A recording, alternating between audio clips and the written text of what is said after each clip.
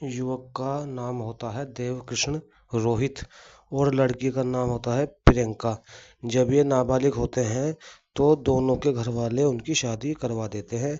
शादी के बाद क्योंकि दोनों नाबालिग होते हैं इसलिए अपने अपने परिजनों के साथ रहने लगते हैं। जब लड़की जवान होती है तो उसके घर वाले उससे कहते हैं कि बेटा अब तुझे अपने पति के साथ रहना होगा।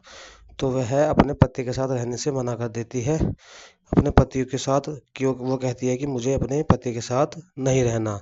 लेकिन घर वालों के दबाव में वह पति के साथ रहने लगती है। समय के साथ साथ यह असहमति एक खतरनाक साजिश में बदल गई।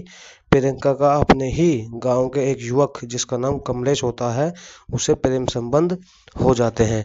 शादी के बाद अक्सर अक्सर वह अपने पति से झगड़ा करती थी और उससे कहती थी कि तुम मेरे लायक नहीं हो।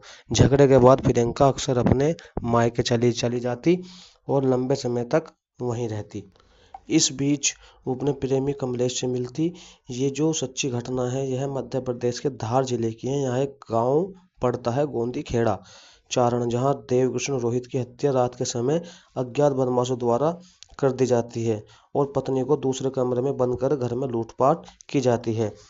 घटना के बाद प्रियंका का रो रो कर बुरा हाल होता है। वह बार बार एक ही बात कह रही थी कि बदमाश अचानक घर में घुसे और पति पर हमला किया, उसे एक कमरे में बांध दिया।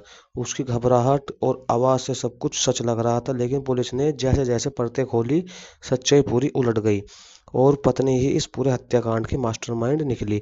मामले की जांच कर रहे अधिकारियों ने जब घटना स्थल की बारीकी से जांच की तो कई बातें सामने आई जो इस कहानी से मेल नहीं खा रही थी, जैसे कॉल डिटेल, मोबाइल लोकेशन और आसपास के लोगों से पूछताछ।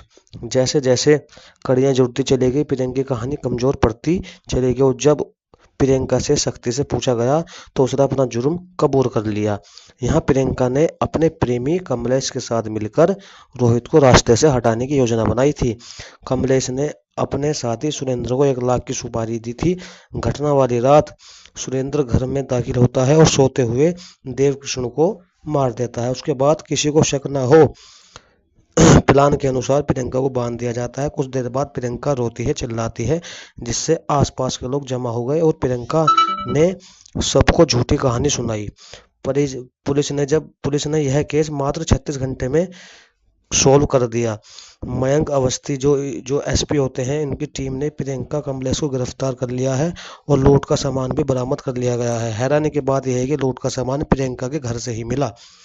पुलिस अब तीसरे आरोपी सुरेंद्र की तलाश कर रही है।